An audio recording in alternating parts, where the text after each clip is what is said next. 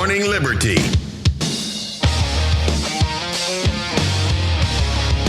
Well, what is up, all of our liberty-loving friends? This is another fantastic episode of Good Morning Liberty. My name is Nate Thurston, and across from me is Mr. Charles Chuck Thompson. How's it going on this beautiful Wednesday morning here in Nashville, Tennessee, Chuck? Living the dream. Living the dream right now. Yeah, I am too, because we're getting to hang out with everyone in the... There's nothing else to say. You ask me how I'm doing... You're living the dream every day, and I just don't know what else to say. Could be a good dream, could be a bad dream. No one knows. Exactly. So we're hanging out here with the Fed Haters Club. They're live. I got to tell you, I do feel optimistic. Good. Just in general. And I learned scientifically that that actually helps you live longer. Really? Yeah. I'm screwed. So, yeah. And you have control over whether or not you're optimistic about something or not. Yes. Huh. It's the way you frame it for yourself. Anyway, more to talk about on that topic later. Well, I think that's a good way to end the show right in there. Our private one-on-one. Yes. When we have a one-on-one after the show, we'll talk about that. What's up to the Fed Haters Club? Happy birthday to Emmy and the Fed Haters Club, who I've met before, actually. Super nice, and happy birthday to you. We're not going to sing. Sorry and about that. It's Ron Paul's birthday? Is that today? How are we doing a show on, is it actually Ron Paul's birthday? Is that what's happening? That's what Emmy says. I thought when they had that get together that happened during Ron Paul's birthday, when they threw his Ron Paul's birthday bash. That must have been a pre-celebration. Yes. I was he would have died in between the celebration and his actual birthday. That would have been crazy. Yeah. Thanks for bringing that up. Yeah, my bad on not remembering that, because then I would have brought in some great Ron Paul content. But Ron Paul would appreciate the content that we're going to be covering today. I know, because it's going to involve a lot of free market economics. Let's just talk about Ron Paul real quick. Happy birthday, Ron Paul. He greatly influenced me as a libertarian, someone who believes in liberty and freedom, and that there is a path that we can take. And I think that's probably enough. The greatest thing is how right he was and is still all the time. And, I don't think he boasts about it too much, but his followers, we like to boast about that because everyone had an option in a couple presidential election cycles, a few actually, but there in the early 2000s, to get Ron Paul as the Republican nominee. And I wasn't on board early on. I didn't know anything about him at all. I didn't find out about him until the 2012 election cycle, but I voted for Mitt Romney in 2012. Okay. That's how far I've come during this time. All right. Gross. I didn't know anything, but then I started paying more attention to Ron Paul specifically, and eventually became not a real libertarian, but I'm working my way there. I'm trying to become a real libertarian right now. It's not like these aren't necessarily Ron Paul's ideas. Ron Paul was just a great orator. Well, he's a guy who got out there and said it. Yeah, exactly. And wasn't afraid to take the ideas of libertarianism and make them the most mainstream they've ever been in the history, still to this day. So much so that I think it even influenced President Trump a little bit, at least in some things that he said. At least during the campaign. Not some things that he has done. Not a lot of things that he's done. And in fact, we might start off by talking about this. I will say... Well, he was talking about auditing the Fed. He was talking about auditing Fort Knox. Yeah. He was talking about reducing the Defense Department budget by 50%. Yeah. I think Trump is pretty anti-war. He doesn't necessarily like it. Of course, he's willing to, bomb places. He bombed Syria. He bombed Iran. We attacked the Houthis, Yemen, Somalia. But he doesn't seem to be a war hawk as we know it, in the sense from the Clintons and the Bushes and Obamas that just kept perpetual warfare. He's not going. eager to go to war like so many other people have been. And he seems eager to end wars where a lot of people are dying. He seems to be pretty anti-death. Yeah. So there is some, I think, some good things that Ron Paul has influenced. We talked about during President Trump's first term how Rand Paul, Ron's son, influenced Trump not to go to war in the Middle East back when that was happening during his first term. And that maybe it was a good thing that Rand Paul was playing the game. So he had the president's ear to help thwart some of these potential disaster situations. So on Ron Paul's birthday, great influence to many. He was right about so many things. He's still out there being right. Still, the Ron Paul Liberty Report still on there and still going at 90 years young. And so happy birthday to Ron Paul. So I will tell you, there's been some stuff happening. The dogs are up. Oh, I didn't even hear them. There's been some stuff happening economically that's been discouraging to me throughout the Trump administration. And I keep seeing more and more of it. Of course, it started with the massive tariffs that we've not. What are you doing? I'm on mute. Okay. Charlie just unplugged his microphone. Okay, so he's still switching to that one. all right. I don't remember what I was talking about really at all. I'm just thinking about the massive pop I'm going to have to go in there and remove later on.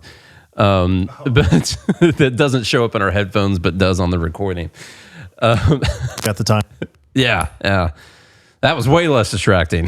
That's great. Anyhow, there's been some things happening economic that I've been fairly discouraged by. Of course, we are not a fan of the tariffs. Not a super big fan of that. And I think those are starting to filter out into the economy a little bit more right now. But there's been a lot of other more socialist-leaning nonsense that it's not so much that I get discouraged that Trump wants to do it, because we know, as someone in the group just said, Trump is like a 90s Democrat.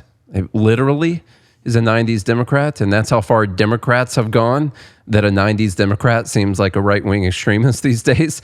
But it's not so much that Trump supports these things. I get discouraged when I see so many Republicans who, when there is a Democrat in office, talk like they're the founding fathers.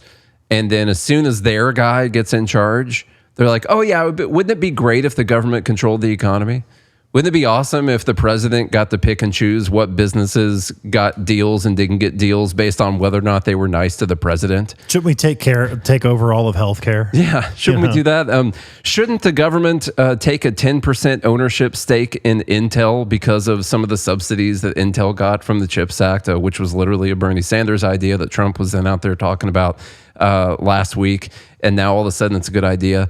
And I get discouraged when people flip-flop based on who's in charge. And as libertarians, or some of us in the group, liberty-leaning Republicans, or whatever the case may be, I don't want the government itself to have that power to do those things, even if I think Trump would do a good job with it. I don't want the government itself to be in control of those things, because I don't know who the next guy in charge of the government is. And you didn't just say that you think it's okay for Trump to do this because you like Trump. You said it's okay for the president of the United States to do these things. And you got it. It could be Gavin Newsom coming right up. And do you trust Gavin Newsom to exercise control over the economy and over businesses in the same way that Trump is using that control right now? Not to mention, it's impossible. I mean, yeah, it's impossible to control an economy. Just look at the USSR.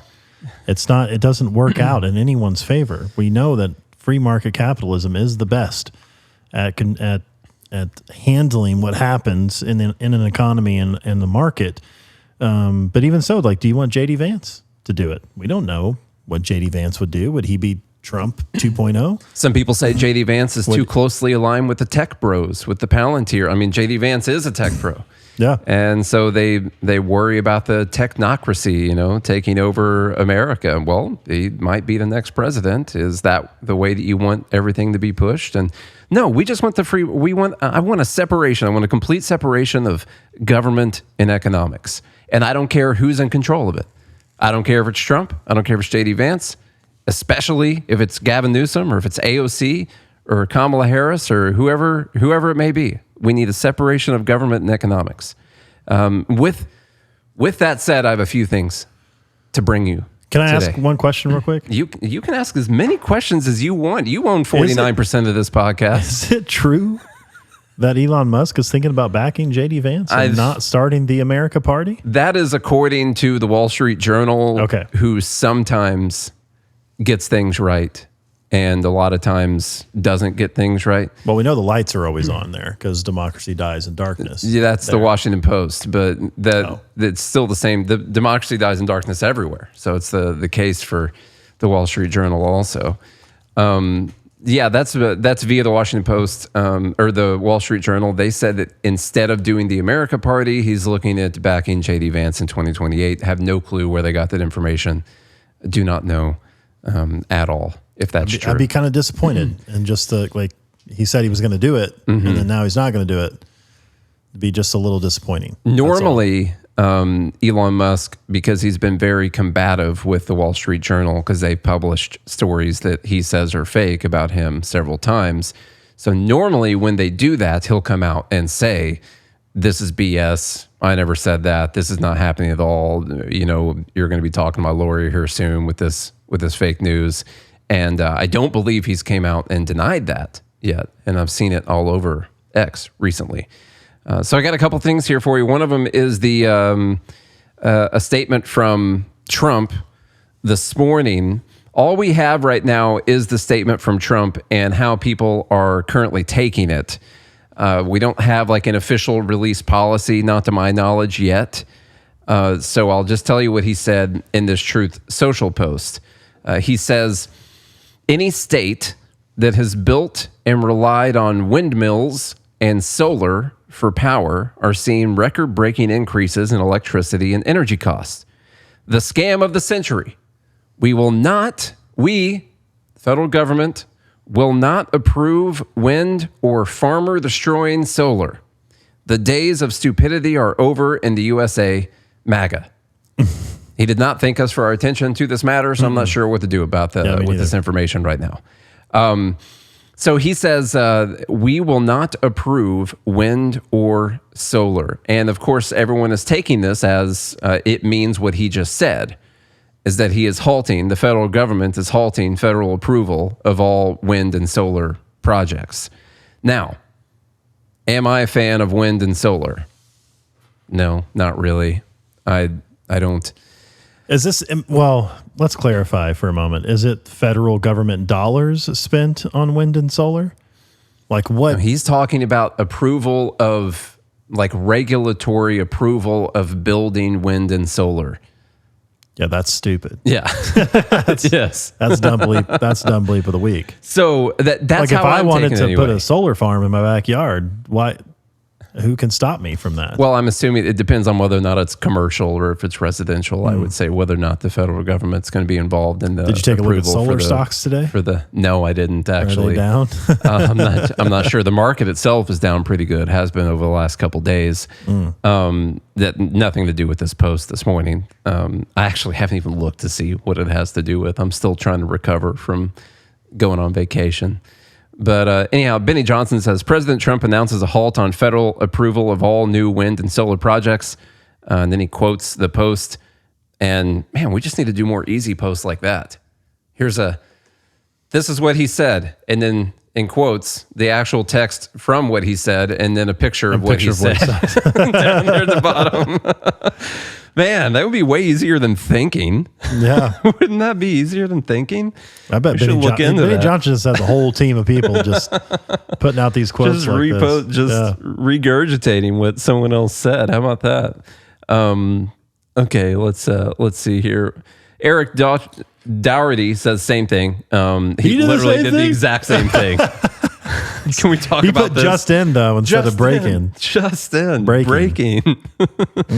So everyone is taking this as the federal government is going to halt approval of these projects. And now, I'm not a fan of wind and solar. I think they're very expensive. I think they're not very efficient. The numbers to me are confusing. What about Elon saying solar is the future? So I assume this is something that might get Elon worked up a little bit because he's been pushing solar a lot.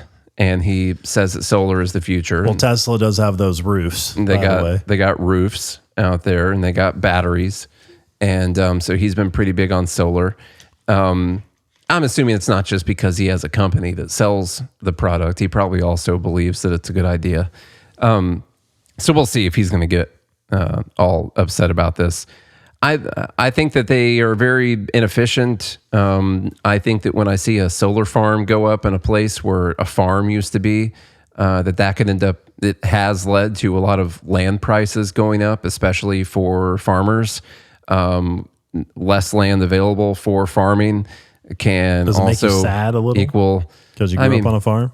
I mean, listen, these solar companies, they'll come out there, they offer you good money for your land. And it's But then enticing. you're not harvesting crops anymore. Yeah, but you get like a guaranteed salary for do they lease 20, it 30, for 20 they years? lease it Okay. for 20 years. Now, what's happened in the past is this is a company that's essentially built off of government subsidies. And if that dries up or they lose it, they just file for bankruptcy and then you're screwed and you got a bunch of concrete pads out in your field that you can't do anything with. And so a lot of people have gotten screwed over on this in the past. But anyhow, I don't see them as being very efficient, especially at night or when the wind isn't blowing. I think those are two times, where you got to have other stuff, Or it's kind of cloudy. But at the same time, I don't think that the government should not approve companies who want to build them. What is the actual problem here? The actual problem here is that not only do they approve the projects, they pay for the projects at the same time. And by they, I mean we pay for the projects and our kids and our grandkids pay for the projects. Mm-hmm. And so that's the actual problem that we run into here, is that the government is subsidizing these things.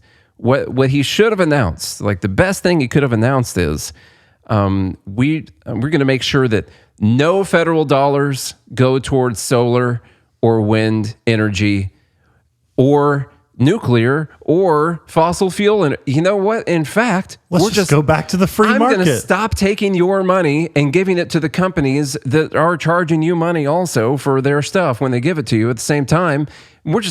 We're going to let the market figure it out. So we're not going to give your money to these companies to make their product look cheaper than what it actually is.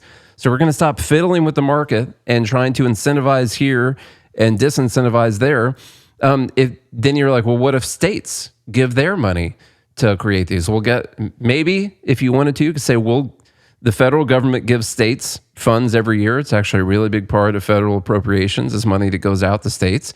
And if we see that states are subsidizing energy, you know what else we'll do is we'll decrease the amount of money that state gets from the federal government, equal to the amount of the subsidies that they're giving out to energy companies. Sure, if you want to do that, that's fine. We're going to decrease all the burdensome regulatory hurdles that all these energy companies have to go through. Especially nuclear. Nuclear is super expensive, literally because the government makes it insanely expensive, because people are super worried that we're going to do what the Soviet Union did in 1986 and just completely botch our nuclear facility. Everyone program. watched that documentary on Netflix. It's crazy. It's now terrified. It's on. I watched. We're going to have Chernobyl, Kentucky. I just rewatched the HBO show Chernobyl. It's pretty good. It's a pretty good show. And it's a good show. Yeah, it's wild. But when I watch even that show and you even see like what the control room looked like and they're like writing stuff down on paper and doing math and going through these books, I'm like, that's what you're worried we're going to do in 2025? It's like, we're going to screw up that step right there? Really? Like, that's not what a nuclear facility looks like right now, man. Anyhow. By the way, in the 80s, they were still using like 50s technology. Yeah. They were using technology like from 30 years ago. Especially the Soviet Union was using like 50s technology. So anyhow, we're going to get all the government money out of this, and we're going to take away all the burdensome regulations that increase the cost of all of these things for these companies. And then, what we're going to do? We're just going to let the free market figure it out. If it turns out that solar is actually cheaper than coal or than nuclear or whatever, then that is what people will move towards funding. That's what they'll invest in, because it's clearly the best option for them to invest in. They'll have to take into account all the land they have to buy for it, all the solar panels, the concrete pads, the leasing that they got to pay for the land, whatever the case may be. They have to take all the replacement of the panels, the insurance costs for when a hailstorm comes through and destroys your entire business overnight. It's not even just cheaper. It's that, because rich people do buy things that aren't necessarily cheaper, that they think that they're better. And so you'd have to market the case that it's cleaner energy or whatever the case is, or at least it should be diversified in your energy portfolio, so that you can make sure you're using energy efficiently and different things like that. Like solar has a place. Sure. And the government shouldn't be dictating whether or not it should take place. That's the biggest thing, and as rich people invest in solar or nuclear or whatever it is, then we end up, when it's a free market, making those products and services a lot cheaper eventually, because people find ways to get in the game and innovate and make things more efficient. And then you're able to spread that to the masses. The other annoying part about this is when the government gets involved and subsidizes these things, you lose part of the incentive to do what Charlie was just talking about, which is find ways to make things cheaper. When the government's paying for this thing and they're covering a large part of the cost for it, you lose that incentive. Like, I got to figure out a way to make this cheaper so I could be profitable. Like, no, the government just gave me freaking $1 billion, man. Who cares? Let's just spend whatever we want. I'll pay whatever you guys want to charge for that solar panel. More money you charge, more money I make on top of that, So let's just do it that way. And that's the system we have right now. And so what drives me nuts about this is this is just a little one. And I get it. It's solar and wind, and who cares? We hate those forms of energy anyway. And if Trump wants to do this, that's not the worst thing in the world, because we're subsidizing all these wind and solar farms and all that. It's just another example of the federal government coming in and trying to control the economy instead of finding ways to open up the economy to a free market. And that would be a much easier step for them to do. We're not going to give you other people's money to do your business. We're going to make it so there's less burdensome regulations for you guys to do this. And that's it. You guys are going to have to compete. And whoever's actually best at creating energy for the most amount of people at the cheapest price is who's going to win. That's who will win in a free market. Amen. You don't have to pick which one you like the most. You like the one that's the cheapest. And the cheapest is going to have all the externalities, everything else built into it, into its actual cost. Why don't we just do that? That's what I would do. I always add in, there's a bell curve, not cheapest and best quality. You got to find the You got to find the intersecting axis. Yeah. Sometimes you can go on Amazon and find stuff that's the cheapest, and it's not exactly the best quality. But I think this here travel monitor you got is pretty good. Did you get that on Amazon? Sure did. Yeah, it's pretty good. Nice. This is not an ad for our Zopa. We're not sponsored by those folks or nothing. But I can't see the screen up here because the angle, I just get the lights. And so it's been driving me nuts the last couple times we tried to record, because I can't read what's going on up there. So now I fixed the problem. I can read what's going on up there. Charlie can't still. I can read it right from Discord. You're actually watching it on the live. Okay. So check this out. Here's a thing. This is from Reason. Reason had a bunch of good stuff out in the last few days. Spirit Airlines. You remember them? You ever flown Spirit? Yeah. So they might actually. I'm pretty sure they just flew into the hurricane in Puerto Rico. Yeah. Yeah, they flew right through Hurricane Aaron to get people down in Puerto Rico. I mean, that's what you got to do. You got to do. Good spirits, you know. I've flown it once, and that was enough. I was trying to tell someone what it was like the other day, and I was like, Greyhound in the sky. Like, it's not even a chair. It's like sitting in a lawn chair. And I was like, no, a lawn chair would have been way more comfortable than the seat that I was in. Yeah. It was like a metal bench with like just fabric over the top of it. In fact, when I was on a C-130, it was better. Yes, I got to lay down on the C-130. That was nice. It was cold as hell, but it was. No, C-17 is what I was in. Or C-17. Yeah. Okay. Anyhow, Spirit Airlines may go out of business, and because of the Justice Department. This is from Reason. The DOJ blocked Spirit Airlines' merger with JetBlue in order to preserve competition in the domestic airline industry, and now it looks like Spirit might actually go under. And so we taught the reason that we've been covering this Spirit saga since day one, since back in probably 2022 or 2023. We talked a little bit about this because JetBlue tried to come in and buy Spirit because they're not making any money. And JetBlue is one of the other smaller airlines that maybe you've flown on before. And they wanted to buy up Spirit in order to increase their fleet and their client base and all that in order to compete with the other big four airlines. And these two airlines combined together, JetBlue and Spirit, would have created America's fifth biggest airline. Okay? And so there still would have been four other airlines that were bigger, and they were trying to combine these two together in order to compete with their biggest competition. So in 2022, JetBlue announced its acquisition of the foundering Spirit Airlines, which reported a net loss of $36 million in third quarter of 2022, $270 million in that year's fourth quarter.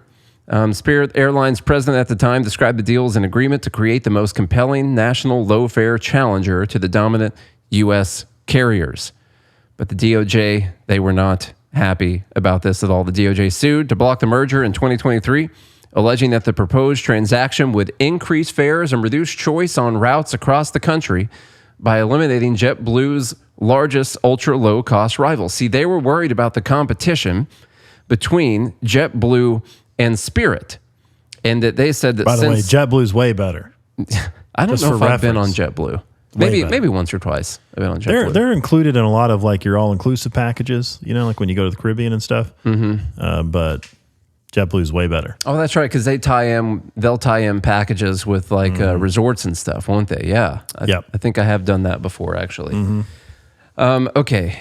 Spirit from you probably flew JetBlue to Bahamas, I bet, when you got married. Probably did. Yeah. The DOJ based its intervention on the Clayton Act, which prohibits acquisitions whose effect may be substantially to lessen competition or to tend to create a monopoly. See, JetBlue was going to get that monopoly. JetBlue for cheap airline travel. JetBlue was going to combine with Spirit to create the fifth largest airline in America, and the DOJ was worried that that would be a monopoly.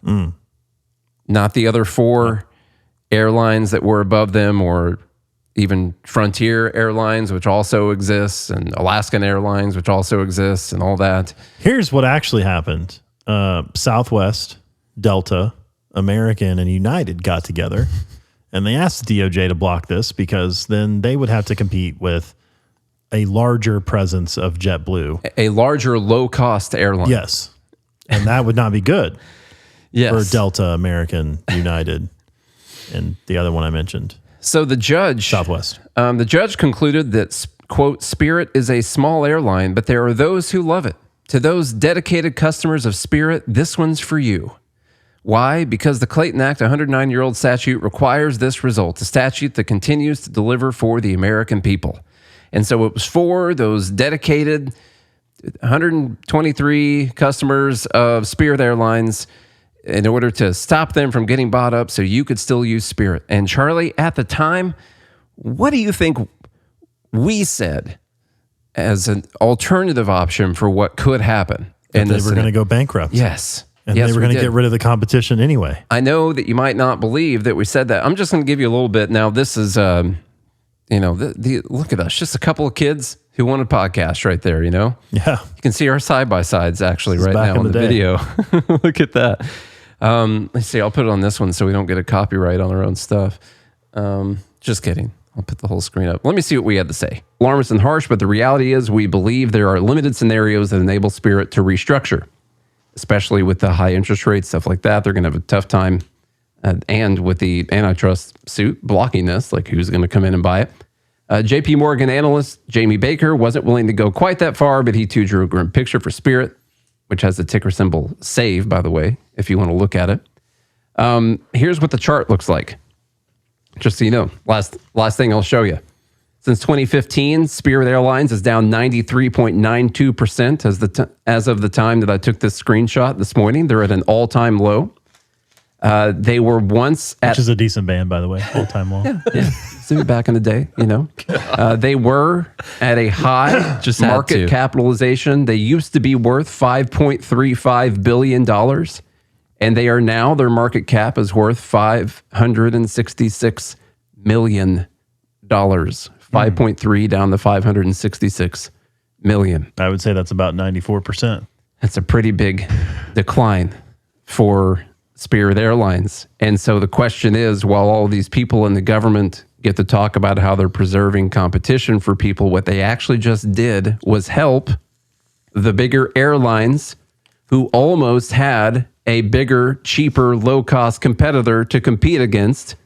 And this is literally just a win for the top 4 airlines in keeping these 2 small airlines from joining together so they could compete with the bigger ones.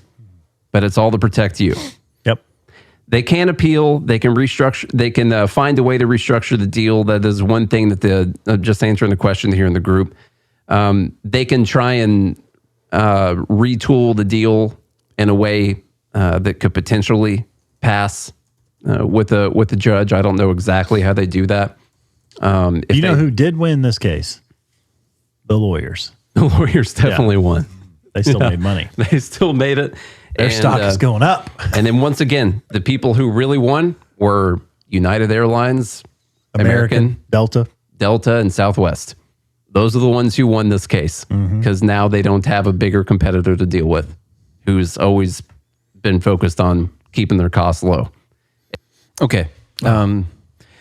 So even us... you should share that clip on X. Yeah, we should. Even us simple podcasters over here, we were able to figure out that there was an alternative. There was no reason, like Spirit was trying to get a buyout because they could not figure out how to make their airline work and make money. They needed to get bought by someone else.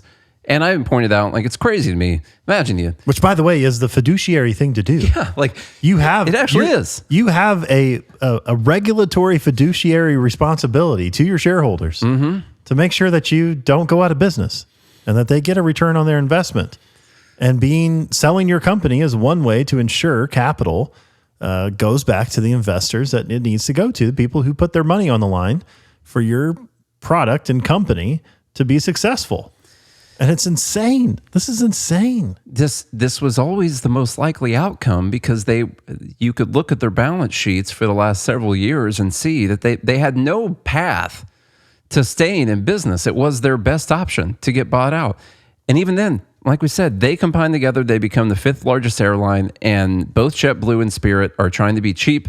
And so they have a little bit more market share to be able to charge cheaper prices and could still help a lot of the, because most of the people use the other big 4 airlines. So it would still be beneficial to those people to have a larger, less crappy, low-cost airline. Spirit. God. Yeah, the live group is saying that we see the future. You're now going to be called Notre Dame's Nate. Why would they call you that? No, you. Oh, okay. You would be called Notre Dame's Nate. Natradamus. Natradamus. Wait, didn't you call me that at one point? Was that a... Probably. I'm pretty sure you... But I can give you a way to predict the future, folks. Patrick Henry gave us this lesson back in the 1700s. And the "Give me liberty, give me death" speech. There's only one lamp or flashlight these days by which your feet should be guided. You just use it on your phone. And that is the lamp of history. I know no way of judging the future but by the past. All you have to do is just look at how past events have played out, and then you have a pretty good predictable outcome of how something like this is going to play out. And it's not hard to read the writing on the wall that a company that is doing this poorly, if the government blocks a merger, they're just going to go out of business. And then who does it help? Well, we said it in the video. It helps the big 4 airlines, as we just talked about earlier, because they were probably in a back room doing some dealings with government officials who have the power that they shouldn't have. Yeah. That's the whole point of this. Why does the Department of Justice have any power whatsoever to block a merger of companies? What free market principle is that? Freaking antitrust, man. It's insane. I said it in this clip that we just watched. That was an 8-minute clip. I played you like a minute and a half of it. That antitrust is, I hate it as much as I hate anything else. If like the government itself, I hate antitrust. And unions. Unions. I put those basically on the same scale. Unions, antitrust, government itself, taxation, because antitrust is basically saying that you don't own your business. Like if you are the owner of Spirit Airlines, you should be allowed to sell your business to someone who is giving you the best price for it. And if the government comes in and says that you can't do that, then you don't actually own it. You own it at their behest, in their good graces. You own it as long as you do. It's another example, I'm sorry, excuse me if you'll pardon me, of how the American system, we say, oh, this socialism, oh, this communism. No, it's always much closer to fascism. And I don't mean we're putting Jews on train cars and stuff like that. I'm not talking about that fascism. I'm not talking about Hitler fascism. I'm talking about government control of privately owned property. And you're talking about the economics. I'm talking about the economic definition of fascism, which is you can still own the property, but we're going to control what you can do with it. And that is the economic definition of fascism, and it fits way better than communism and socialism. It's not Trump's fault. I'm not doing the Trump fascist thing. It's what our government does, and we've been accepting it for a long time. The other option, like they could get another buyout now from someone other than JetBlue. It's going to be way less money than what they were offered beforehand. So that's, if I was shareholders, I would just sue the government, only you really can't sue the government. So whatever. And it'll probably be from one of the other airlines. Yeah. It's like way the Big less. Four. Or if they think that Trump's administration is more favorable, then they might try it again and see if they can get the jet. But JetBlue is going to offer them way less money. And just so you guys know, this is based on Spirit saying that they don't see how they can fix the airline at this point. They've not announced that they're closing up shop. They've said that like the only thing we can come up with, because we can't get the loans, we got to start selling our planes. And by the way, that's how we make money, is putting people in the planes. We got to start selling our planes. We got to start selling off everything in order to stay afloat. And they have no path to keep going. So this is not based on an announcement that they are done today, but it's the most likely outcome of what's they already tried Chapter 11 and restructuring at the end of last year, which worked for a bit. It got them through for a little bit, and now they're like, the problem is the bank notes come due. Mm-hmm. Doesn't matter if you restructure the debt. Eventually, that debt chicken comes home and crosses the road. That does, and that's why. Exactly. Go ahead and pull up their chart before we close out here. I want you to pull up Save for me real quick. Let's see what they're trading at now. It'd be funny if it was actually up. What's their market cap going for? I want to see them chats. Oh, they got. Oh wait, are they not trading? Is that it? Oh no, they're not trading. They've been halted? No. They're not listed. Uh-oh. Yeah, this is something else. Is that part of the restructuring? I don't know. They're not listed. Okay. Well, I can't pull it up for you. Someone else has the ticker symbol. It used to be Save. No. So, all right, y'all. Well, if you enjoyed this episode, we don't have time to go another one, I don't think. I got to go. Yeah, you got to go. The other one's a really good dumb bleep anyway, so we'll save it for Friday. It'll be fine. Yep. All right, y'all. Well, if you enjoyed today's episode, please share it around. Leave us a rating and review on Apple Podcasts and Spotify. Go to GodHatesFeds.com because of things like this. God hates feds because of how they control your life. Let me tell you the great thing about it. I'm not saying Spirit was the best airline ever, but it did give a lot of people the opportunity to travel for the miracle to fly through the air, not necessarily safely, but I mean, I don't think they've had a lot of crashes and stuff. But you got to fly through the air and make it to destinations you might not have otherwise been able to go to because they were offering a budget, Greyhound in the sky. And it was beneficial for a lot of people that now the government decided you no longer get service for. And I'm telling you, God hates that. Well, let me tell you, the great thing about God is that it being just forever, like infinite. Hold on.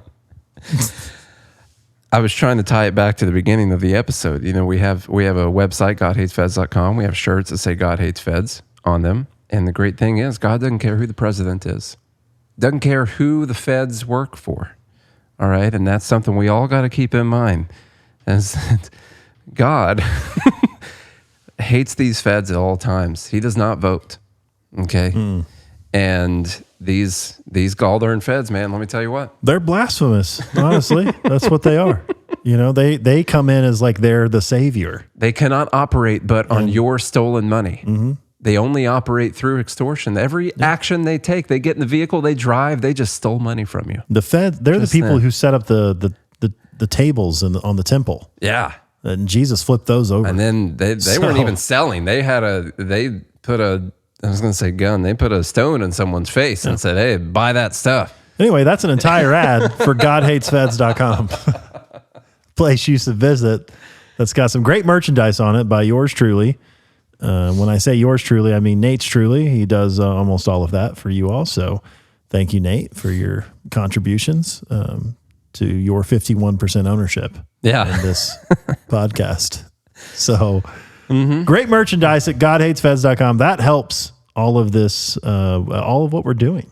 I mean, the new studio, the lights, the cameras, the action. Some people, in fact, Brittany's dad was like, oh man, this looks really professional. And I'm like, yeah, it does. But that costs money. It does cost money. And you can help replenish that by going to GodHatesFeds.com. There's also a button there, joingml.com, like lots of our friends here. They're in the Fed Haters Club. So if you click the button, joingml.com, or go to joingml.com, you'll be a part of the Fed Haters Club. It's not that expensive. Lots of good folks in here. Lots of things that happen in here, whether you get members-only shows like we did Monday, whether or not you get the fun pre-show banter. There's lots of channels where folks discuss among themselves all kinds of different things. Every once in a while, Nate and I will also join in on those conversations. It's a way to access. A lot of people think you're famous, Nate, so it's a way to access your D-list celebrity, Nathaniel Thurston. Yes. And so D-list. Get in on that action. JoinGML.com. Visit the links in the show notes to support the sponsors that support the show. If you do all of that, we'll be back again tomorrow. Hope you have a good day and a good morning, Liberty.